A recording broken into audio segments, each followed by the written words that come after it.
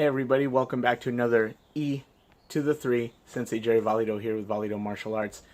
The pictures that you saw there in the opening sequence are the ones that are hanging on the wall of the Valido Stronghold Dojo.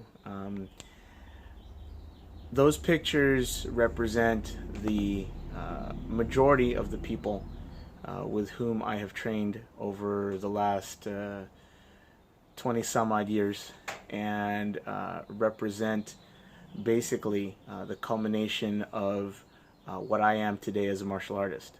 Not to say that, because I've trained with all these people that I'm, the biggest, baddest, or the best. But basically to represent the approach and the different viewpoints that I have on martial arts and how I practice my martial arts.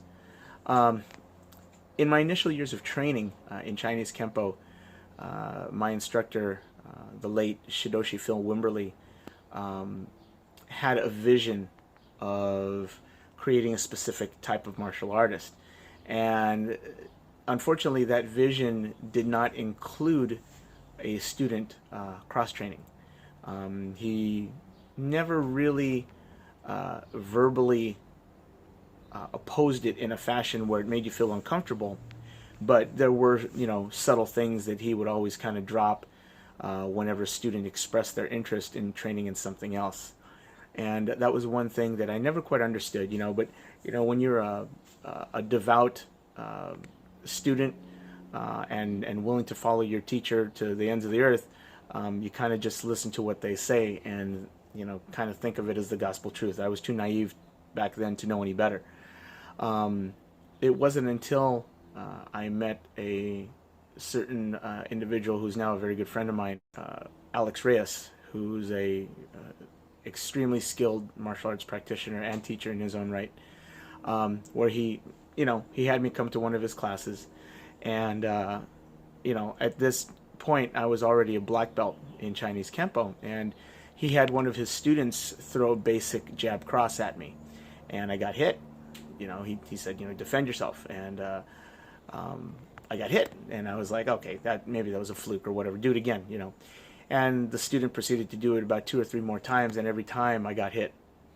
And I, left that class that day in, kind of a bewildered state, going, that shouldn't have happened. What the heck is going on? What's wrong? What went wrong? So that was already well within the time period that I had been training in Eskrima, right? But I did not think to apply my Eskrima skills to defend myself in that particular situation. So right then and there, was an example of me already being kind of closed-minded, or already having kind of a closed attitude to applying what I knew as a whole to that particular self-defense situation. And from that day on, my viewpoint changed. And fast forward now to 2016, what I tried to do, I do a lot of research and I do a lot of reconnaissance, so to speak, and I'm very careful with who I choose to train with, or to learn from, I should say.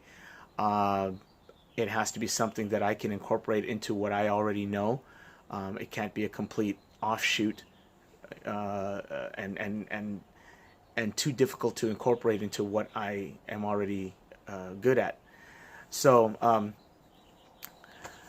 I guess the gist of this message is that I always tell my students that the martial arts is like a huge buffet.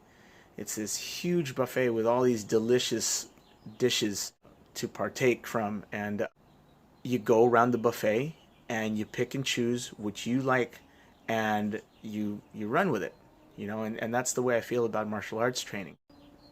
For instance, I've had the extreme pleasure of training one time for about an hour and 10 minutes.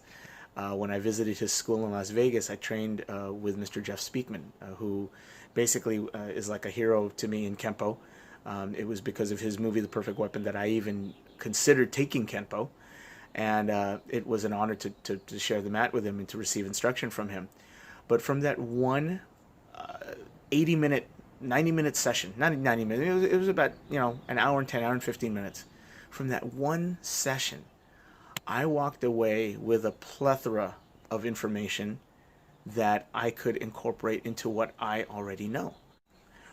My late teacher in Eskrima, Grandmaster Tony Somera, had training in several different arts, and at times he would show us different things that we could incorporate into our Eskrima, and I loved it because he wasn't shy about showing it, and he showed us how to make it work within the Eskrima paradigm, which was really cool. I'm specifically speaking about empty hand techniques mainly, and I thought it was wonderful. I thought it was just great. So even to this day, I'm very, very fortunate that I have an instructor in Mr. Maurice Gomez at American Kempo, where he is not a closed-minded individual. He too believes that you need to afford yourself the opportunities to train in different things under different people, so that you get these different viewpoints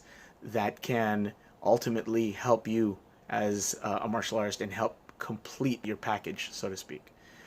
So just food for thought, as I say in all my videos, just food for thought, something that you want to consider if you are currently training in only one system, but you've seen something else that kind of caught your eye or that kind of sparked an interest in you.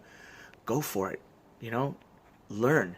That's what we're doing in this life. We're here to learn, and we're here to expand our horizons, and especially as martial artists, it can only help, it can't hinder. Okay, so thank you for tuning in. I'll see you on the next edition of E to the 3. Go out there and make it happen.